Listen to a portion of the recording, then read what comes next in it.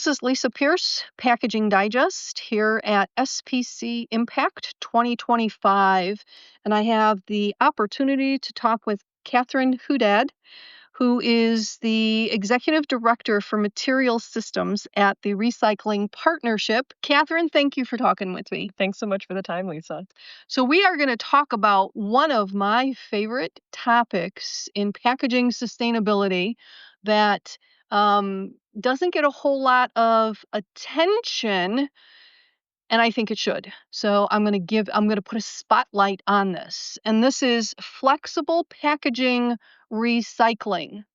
So, in August of 2023, I wrote an article talking about how I felt we were at the tipping point of finally being able to accept or collect flexible packaging at curbside. Um, I'm still waiting for that to come true. I haven't given up yet. Rightly so, because Catherine, you guys at the Recycling Partnership are doing amazing things trying to get flexible packaging recycling, finally going at volume. So one of the things that you have is you've got a new pathway that you're going to tell us about flexible packaging recycling in California, and I believe that's called the new CalFFlex funding initiative. Absolutely. So I'm excited that film and flexible packaging is a passion of yours because it's one of ours as well. Um, we have been working on film and flexible packaging recycling for half a decade now. So in 2020, we started our Film and Flexibles Recycling Coalition. Through the course of that work, we've done more than 50 interventions, and we're capturing data and learnings from all of them. So we're not starting from scratch, but what we know is really critical and quick intervention and solutions are needed for California because of the new extended producer responsibility regulations. Okay. And so we're launching this new initiative called CalFFlex, which is really focused on what are the solutions for California. And some of those are going to be unique to California, and some of them are going to be replicable in other states across the country. So how do we prove out those solutions very, very quickly and then paint that roadmap for the future forward, both for California and the rest of the country? Okay. A couple of things. I seem to remember that CalFlex has got two F's in the flex Yes. word, two capital F's in the flex word. So it's capital CAL, capital F, LEX. Why two capital F's? What's going on Is there? creative and representative of film and flexibles. Ah, there is a reason. Yes. Okay. Great. So the other point that I wanted to ask you about here is I think you guys are doing it in a very proactive way where you're tackling California first, which a lot of people think is the gorilla in the room, and then trying to replicate it there. So it's kind of like if you can make it in New York, you can make it anywhere. That's what I'm looking at. Why start with California? Well, absolutely. We have now 6 states that have passed EPR and one more that's on the cusp. And every single one of those regulations is moving at different rates and different dates in terms of what's laid out in the law. We know that Oregon is moving the fastest in terms of their program going live this summer in July. But we also know that California is the 5th largest economy in the world. And so as we look at what are going to be the impacts, particularly for film and flexible packaging in California, we're looking at a 30% recycling rate laid out in the regulation by 2028. That's so soon. And there starts to be there's a lot of teeth that comes with that. So that starts to look at what can you label your package, because there's also SB 343 and the labeling law. Truth in labeling, yep. And the truth in labeling law. And then also at some point, can you continue to sell that package in the state? What kind of fines come with it? So there's potential for up to $18 million per package violation per year. under the California regulation and ultimately bans by 2032 with that 65% recycling rate. So a lot of folks are paying attention to California and trying to figure out what are the solutions in particular for that very large state. Okay. So tell us a little bit more about that funding initiative. What is it all about? What we've laid out in our CalFlex initiative is really a three-part plan. It's focused on first looking at the portfolio of projects we already have under our belt. Like I mentioned, those 50 different interventions that we have already deployed through the past 5 years of our work at the Recycling Partnership on film, and then seeing what are the remaining hypotheses that need to be proven. And as part of that, we know that there needs to be continued intervention at the material recovery facility or the MRF to increase the amount of film and flex captured inside the facility. So just because it makes it into the MRF does not mean that it all makes it back out of the MRF. Right, but I have to ask here before we move forward. Getting Murphs to agree to accept it is going to be quite difficult, at least from what I've heard. They hate flexibles because it jams up the equipment. How are you going to get around that? So we are working with MRFs in California that are already accepting film in their curbside and residential collection. So we are not turning on new film collection in communities that don't already have it. We are working with facilities that are already capturing the material and helping to increase their ability to capture more of it. Okay, and this is at curbside, not store drop off. This is curbside, store Okay. drop off. All right. So it can be done. Yes, and CalRecycle's SB 343 latest study findings that they just published a couple weeks ago show about 20% of communities in California are currently collecting film curbside residential. So it's already happening within the state. We're looking first, we need to improve the capture rate inside that MRF. Tell me again the percentage. 20%, 20%. Okay. upwards of 20%. Okay. So, So then the second piece is that we know there's not one size fits all for the entire state of California. So while some MRFs are going to be able to capture more of the material at a higher quality, some of this material in different regions across the state will likely have to go through secondary processing, so a secondary sort facility. okay. We also know that improved capture and quality within secondary sort facilities, proving that out, is going to be necessary. We have data points on both of these that are in the case studies that we've already published. We have some fine tuning of what we already know. We need a little bit more data to really prove that out.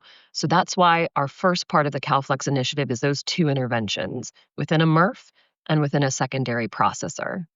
And your intervention is dollars. It is. We deploy our interventions through grant dollars. And how do you expect those dollars will be spent? It will be on equipment Okay. within these facilities, often in the form of optical sorters. Okay.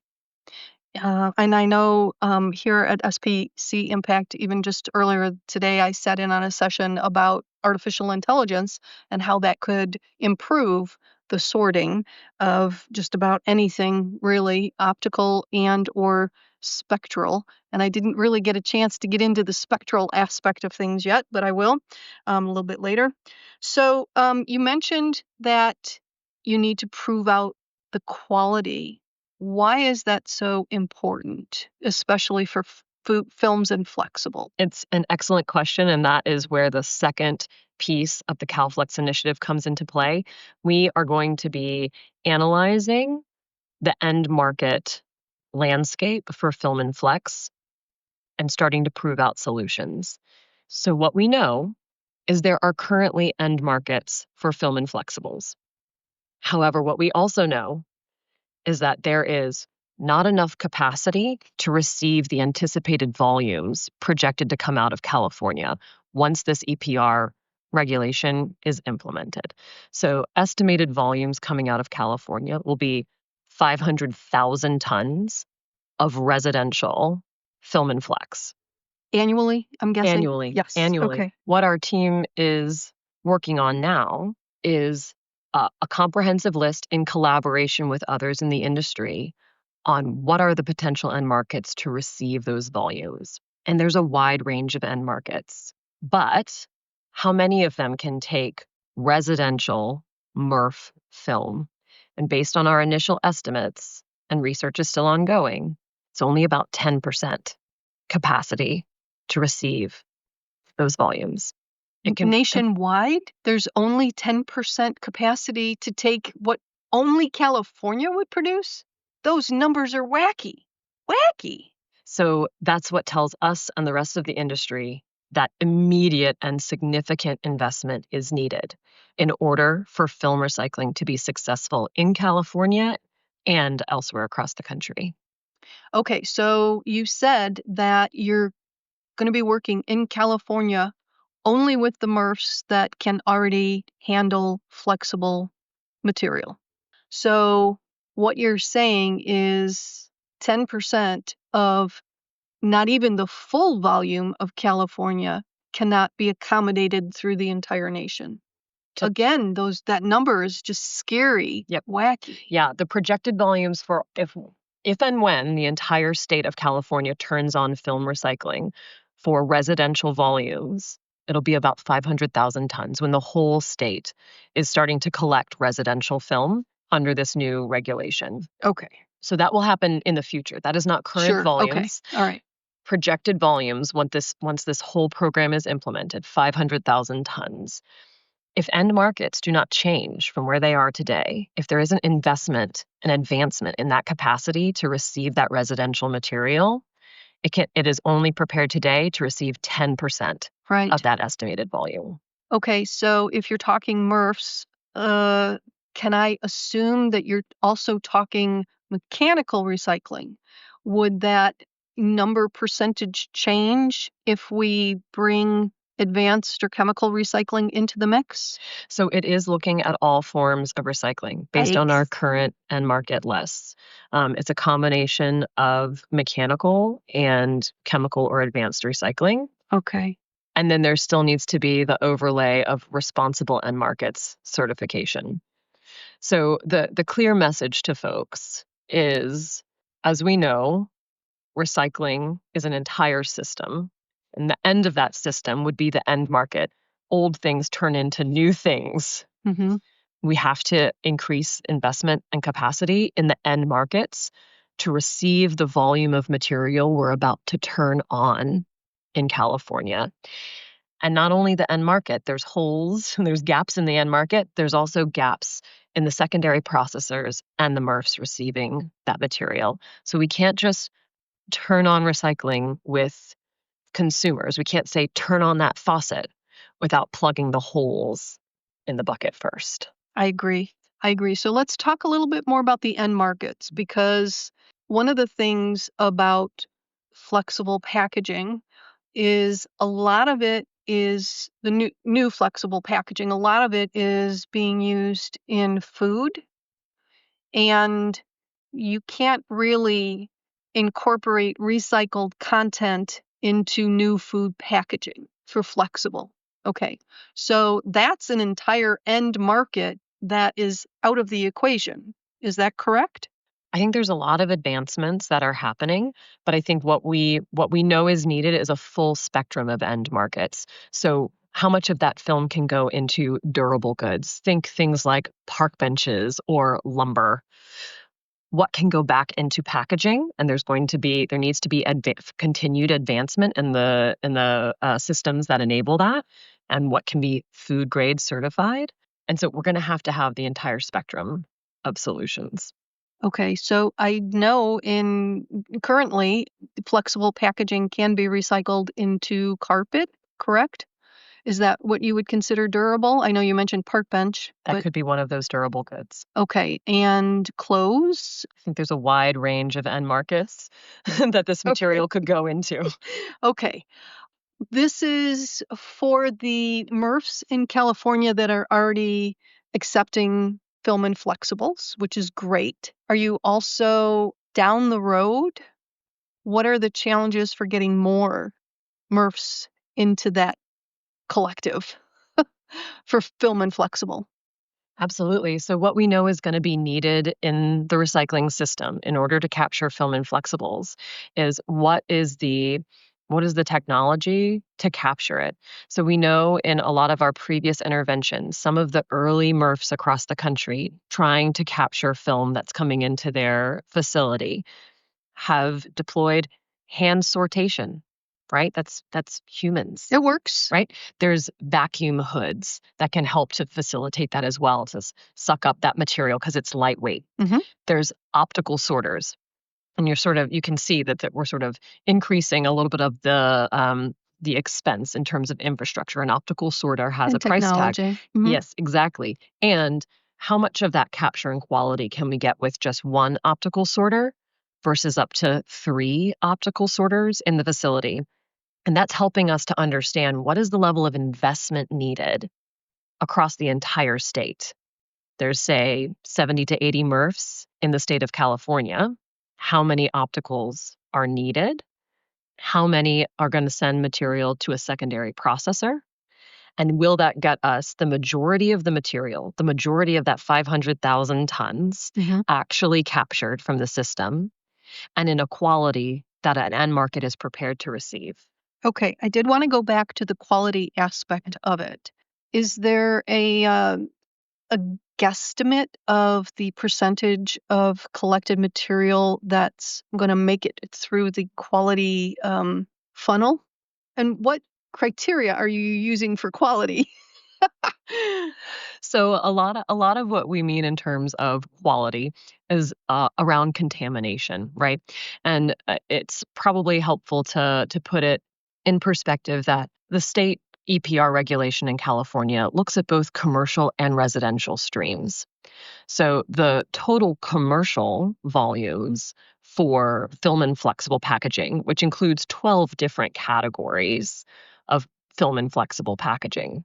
I would imagine pallet wrap is one of them, right? Yep, okay.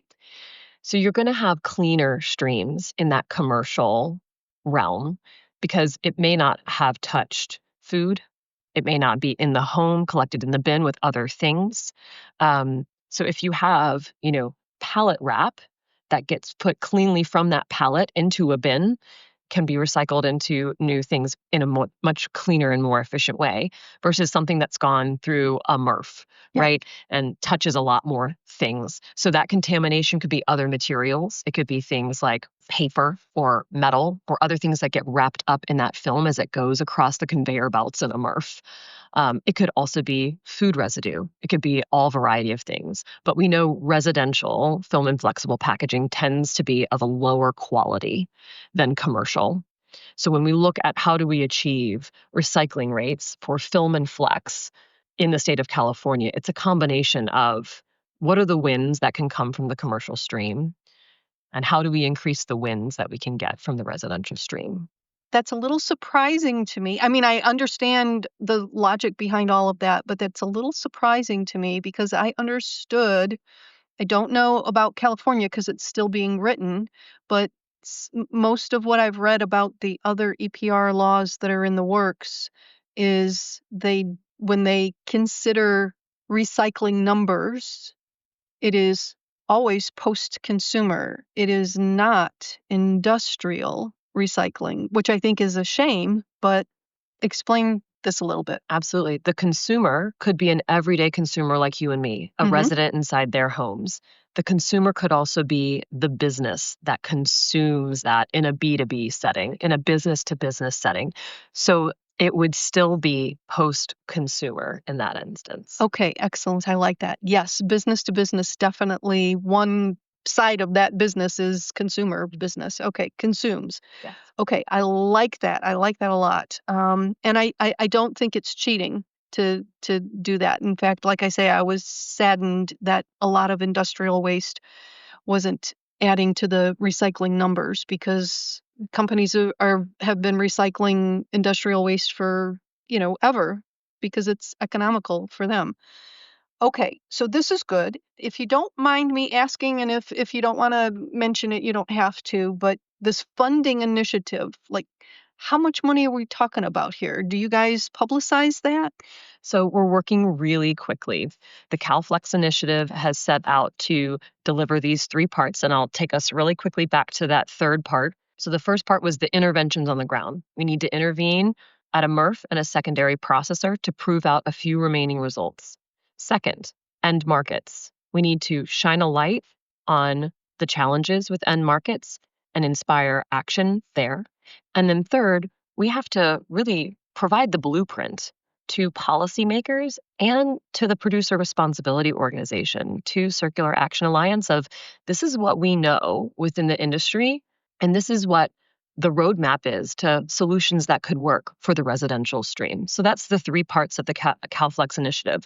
We are working very quickly to deliver all of these by April 2026. Okay. So now, less than a year from now, I guess we're still in April, April 29th. So 1 year from now, that is what the CalFlex initiative aims to deliver.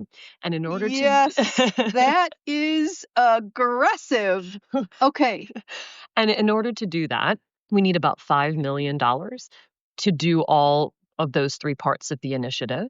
We are well on our way. We have 20 companies already at the helm within this initiative, and we're about halfway there. You mean 20 companies have already contributed or said they'll contribute Yes. $2.5 million We have 20 ish? yes, we have 20 companies that are already contributing towards that $5 million goal. Okay. Do you care which companies invest? Is it like what companies, types of companies are investing and why? What's in it for them? What's really important is everyone within the Film and Flex value chain paying attention and leaning in on the solutions early and now. So we have a diverse range of companies, everyone from brands to manufacturers of film and flexible packaging across the value chain. What I'll say is 20 companies is amazing, but there are thousands of producers for this regulation in California. It's an all hands on deck moment, and we have to move quickly because while there's a lot of uncertainty with the California regulation, the rates and the dates have not changed. And so we are still foot on the pedal, Full steam ahead. full Yep. steam ahead Okay. for 2026 because those dates have not changed in terms of solution and a plan for this implementation program. Okay.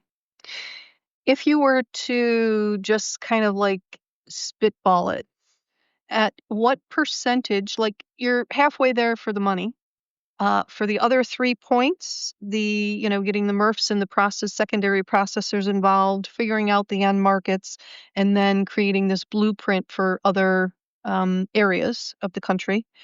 How far along would you say you are in doing this? Because you said earlier you've been working on film and flexible recycling for 5 years now. So, 1 more year, if you've been working on it for 5 years and you're only 10% there, I'd be worried. But if you guys feel like you're, 70% there, I'm pretty confident you're gonna get it. I can't put an exact percentage point of Of progress on course it. not. Uh, but what I will say is you're exactly right. We are not starting from scratch. We do not have a blank slate in writing this blueprint. We actually have most of the blueprint laid out and outlined already. We also already have a lot of information around the end market need and where the interventions are needed most. And we also already have facilities identified for those early interventions and are moving forward really quickly in Q2. So we are well underway with all three parts of our plan and being able to execute them on time and with the robustness needed is really contingent on bringing in the rest of the funding. Okay. So I think my last question was gonna be, how are you gonna define success of this project, this, initiative, CalFlex? And, I think we already know we'll know April 2026, won't we? That's exactly right. We aim to deliver on all three parts of this plan by next April. And that's how we'll define success. And of course, tracking our progress with our members and our steering committee all along the way. Okay, wonderful. Well, I'll be back in, 2026 to find out, how we did, but I do have to say, when I started writing the article, as I mentioned earlier, the tipping point of, flexible packaging being, curbside collected and recycled and all of that back in 2023.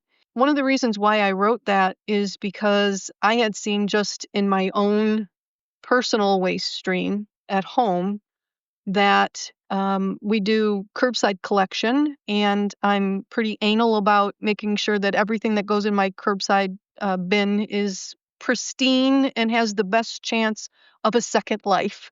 But what I was noticing of what I was throwing in the garbage, it was mostly, food waste, whatever is still left, preparing food and the whatnot, and a lot of flexible packaging because so many products have switched from rigid to flexible and gained the economical and ecological advantage for reduction, material reduction by doing that.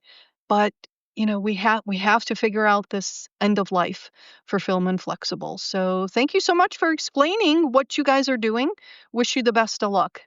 Thank you so much, Lisa, and I look forward to checking back in next April and seeing how far we've come.